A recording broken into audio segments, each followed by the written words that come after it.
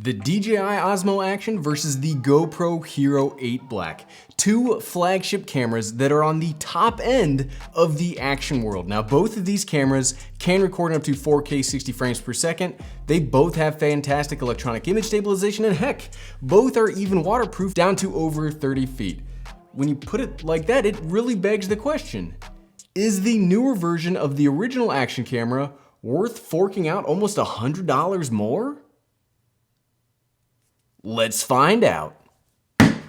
They're action cameras, they can take it. What's up, everyone? I'm the Everyday Dad, and if I can figure it out, you can figure it out. Action cameras, right? I love them, you love them, I don't know about you, but I definitely cannot get enough. And any day that a new one comes out, it's like Christmas. You know, because I'm an adult and I can buy whatever I'm an adult, I can buy whatever I want. Action cameras are like Christmas. So either way, GoPro very recently, like last week, came out with the Hero 8 Black, which promises to kick it up a notch over my previous top pick, their Hero 7 Black. Now, I've been using this basically nonstop for the past 3 days, and the most requested comparison that you all have asked for was to compare this against this. I guess they're action cameras, you could kind of smash them together, except for problems we'll talk about later. First up, if you've seen my more traditional camera videos, I like to break those comparisons down into 3 parts. Well, those 3 parts were born from my action camera videos, and I put more on the action cameras because, I don't know, I just like them better. And they've got the word action in them. Action means more comparison categories. And they've got 5 aspects of comparison that they get compared to, and we call those, here it comes, the pillars of action. Action. First up, decent video quality. Now, I'm not one to judge image quality too harshly when it comes to action cameras. There is, after all, only so much quality that you can fit into such a tiny camera with a tiny sensor, and you've got to get all of that packed into a waterproof body that doesn't dissipate heat. You've got to have some expectation management there because it's like the worst overall situation to build an overall camera package, so I let them get by with lower image quality. However, both of these cameras do actually have pretty good images when you think about like what all has to go in to make them fit into these bodies. They both can record up to 4K 60 frames per second and 1080p and up to 240 frames per second. They both have HDR modes, and though we'll talk more about this in its own section later, they both have pretty darn good electronic image stabilization. One thing that can cause a big difference in overall image quality is the maximum bit rate that video can be recorded in. Or in a more basic sense, how much information can you pack into each frame? The Osmo Action has a maximum bitrate of 100 megabits a second when recording at its top end, which now matches up with the GoPro Hero 8 Black. GoPro before now would top out at around 70 megabits a second, but the Hero 8 has an option for a higher end file, giving you that 100 megabits option. Another benefit of this new generation of action cameras is to have several selectable fields of view. It used to be that you just got a big fish-eyed lens that went out of style the same time InSync did. But now you don't have to worry about all that warping. You can pick between several, and I'm gonna give the field of view win to the GoPro. It has the ability to go from crazy wide-angle Superview all the way down to a more natural looking linear mode. Now this gives a very nice versatility in function. You could use the Superview mode while mountain bike or motorcycle riding or paragliding or whatever other kind of action that you get into, and then when you're done you can pop it into linear if you want to do some vlogging.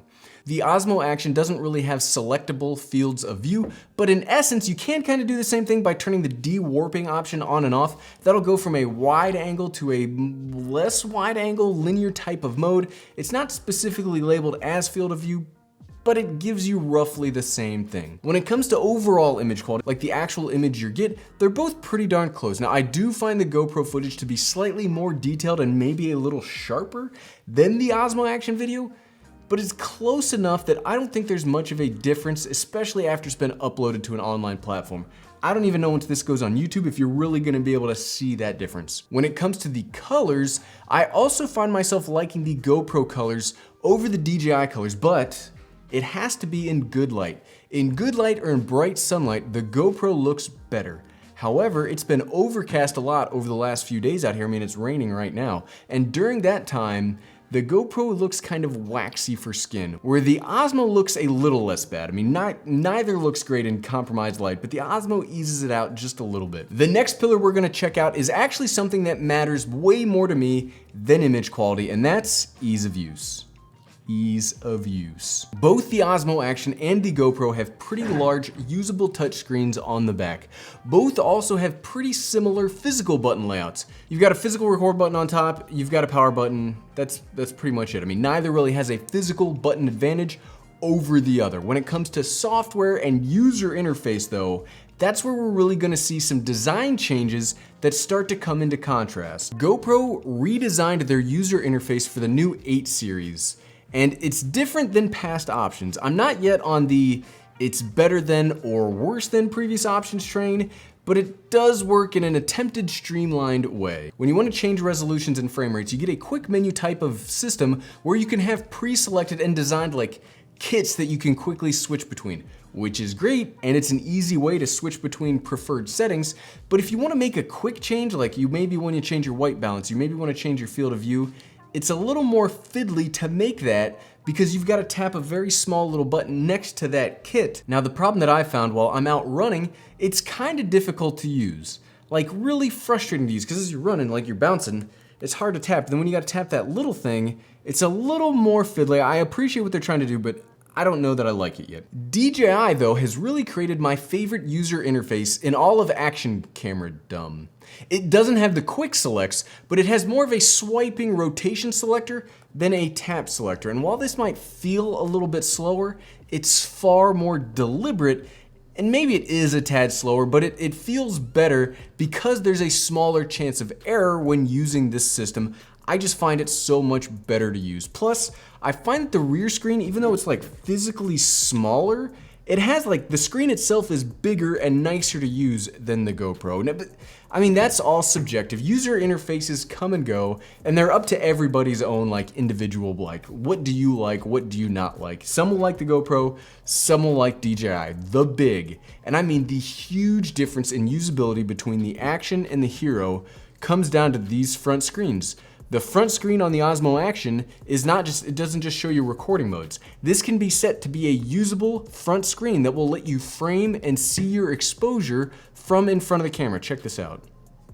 It takes like a second, boom, it switches. It's now a front-facing screen. It's not perfect by any stretch of the imagination, but it's built in and it's incredibly simple and easy to use. This screen makes this so much better if you want to use this as a vlogging camera. It's infinitely easier to get the image you want if you actually know what the camera is doing. And we'll talk more about this in a second because GoPro is planning on offering accessories to do this, but it's built in for no additional charge in the Osmo Action. Again, ease of use is just so much more important to me. And since we got both cameras in hand, we've covered image quality, we've covered ease of use, let's put all of that to the test quickly with a vlogging test because people are starting to use these as their overall primary vlogging camera. Okay, now it's time for the vlogging test of the DJI Osmo Action and the brand new GoPro Hero 8 Black. Now, like I mentioned in the beginning, both of these can record up to 4K 60 frames per second. Both of these have electronic image stabilization that you can see right now. And both actually, and one of the big things that I really like about the GoPro, and we've already mentioned during image quality, but it has a linear mode for 4K 30, which is new for GoPro, which is something that I really never thought we'd see, and I'm really glad because one of the problems with GoPro is if you get that wide, you get that fisheye distortion and it just looks gross. And while yes, that's one of the problems with action cameras, that it's not something that you necessarily want from a vlogging camera. The Osmo Action does not have a wide or a Superview mode, but it has that de-warp mode, which we're using right now, which gives everything its nice straight lines. And as you can see, we decided to go hiking today to do the vlogging test because where else better can you figure out how to vlog than when you're by yourself in the woods? And yeah, right?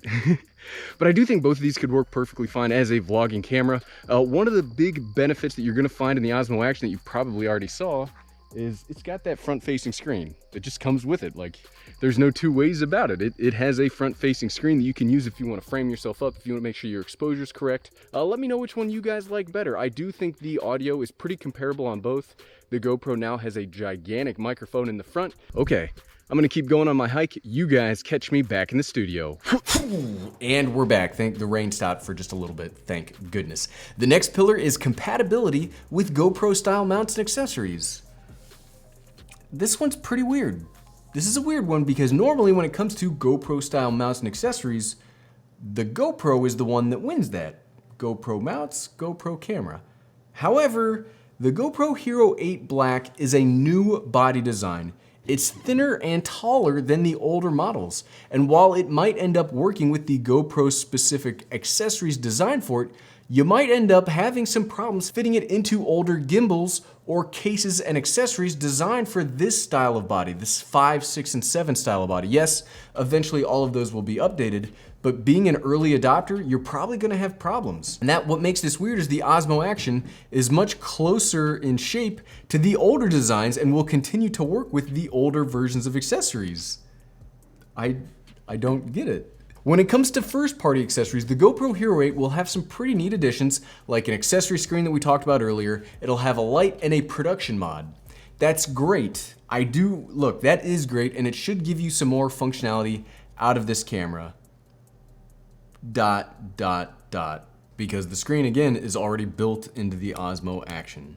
You don't have to get nickel and dimed. Well, I guess after looking at prices, it's more like $50 and $70 into making the camera match that functionality. I mean, yes, having a light's cool, but seriously? Fourthly, and most decisively as far as action cameras go anyway, is durability. Again, something that GoPro just normally sweeps the floor with. The one thing that GoPro in previous years used to have over everything else was durability. Like I said in the intro, both of these cameras are waterproof down to over 30 feet, and they both have pretty robust bodies. But, and it's a big one, it is a big one. GoPro, in their infinite wisdom, designed to make their lens covering integrated into the body itself. I know that doesn't sound like a lot, and reading this later, I know it sounds like a crazy thing to complain about, but of all the decisions on the Hero 8, this is the worst one, and this is the one that I straight up don't get. The Hero 7 has a removable cover in case this breaks or scratches. You can just pop it off, pop another one back on, like done. You can buy a screen protector for this glass, but I don't like having to preemptively buy that because that puts the cost of the risk back on us and not on GoPro. Like if I break this, I can go buy another one, it's at the store waiting for me. But I have to then go out and buy a $20 screen to protect this instead of waiting to see it to happen. And that might sound like a small thing, but that's GoPro putting that risk on us. Plus, if the impact is enough to shatter the screen protector, it'll probably just break this lens anyway, and then you're just straight up out of luck. Now, the cynical side of my brain, this side, I don't know, the left side, feels like this might be a way to push you into their subscription insurance model, and that just kind of feels slimy to me. It just feels slimy. Like, why would you? The thing that I've been praising GoPro on for almost 2 years now is this removable lens cover. It's something that they had that nobody else had, and now they don't have it. I'm sorry, I wish they did, because the Osmo Action certainly does. It has a removable lens cover, which is really, this one is really tough to get off the first time. Like, the first time you take this thing off, it's a pain in the butt, but after that, it just works. And again, much like the Hero 7, this is a neat way to get ND filters on and off. Having a removable lens cover is so important when it comes to action cameras, because action cameras, they're not just a regular camera, they're not your cell phone. You buy one of these because you need a level of durability, and one of these is less durable than the other because its lens, the part of the camera that is most important, is compromised in my opinion. And last but certainly not least, because this is becoming a defining factor of action cameras, stabilization. Both of these cameras, like, I can't tell you any fibs, both of these have insane electronic image stabilization that I think is pretty evenly matched in certain ways. Now, neither of these cameras work great in low light. You need a decently fast shutter speed for the algorithmic calculations, but in good weather and location, these are pretty darn magical cameras. Like, I cannot believe what you'll get. The Hero 8 will give you several layers that are kind of confusing when you think about it, but we're gonna walk through them real quick because you've got Hypersmooth 2.0, you've got that in standard, high, and boost. And each one of those corresponds to a little bit of a crop in the overall field of view, with boost being the most severe, but the potentially most stable. However, I actually found when you've got it in boost mode, if you use the camera in a pretty unstable environment, like running, you get this weird, like, this weird wobble. Yes, the overall footage itself is more stable, but I think the overall footage, it's pretty rough to look at. I uploaded this to Twitter as like an experiment, and then I couldn't see the wobble too much afterwards, so I don't know if you'll be able to see this through the YouTube compression, but when you look in like my monitor, or you record it and then you look on like your own devices, it's pretty striking. I think the Hypersmooth 2.0 in the high setting is the best overall setting to use. Now the footage may sway a little bit from like the natural movement of the camera, but the big shakes and the jerkiness is pretty much taken out for the most part. But you also don't get that weird wobble. So Hypersmooth 2.0 in the high setting, that's what I recommend. The Osmo Action works pretty similarly with its Rocksteady, and it also just works fantastically well. I find that if you're using this in like a mountain bike, you're using this in like a chest harness, it'll get that same wobble. So if you're gonna use these, just be aware of that. So at the end of the day, and 2,000 words later, so what, right? Which of these action cameras should you get? It feels like an eternity ago in internet time. When I compared the Osmo Action to the Hero 7, my answer was Osmo Action for vlogging, GoPro Hero 7 for action. But that's not really the case this time. I just do not like the compromises, the design choices, and the durability risks of the Hero 8 Black. Sure, the image quality is great, but GoPro isn't the only option in town anymore. I just don't know how you could make such an awesome Hero 7 to make the poor decisions here. So I absolutely recommend the Osmo Action over the Hero 8. It's $90 cheaper, plus you don't have to buy a bunch of extra junk to get the same level of functionality. That breaks my heart. I want GoPro to succeed as a company. If you remember back in the Hero 5, Hero 6 time, I always recommended them because they had durability. And it hurts that we're kind of taking a step back here. If you don't innovate, somebody else will. If you liked this video, I bet you'd like the one where I compared the Hero 7 Black to the Osmo Action, and you can find that by clicking here. It might be more relevant than you think. Thanks for watching.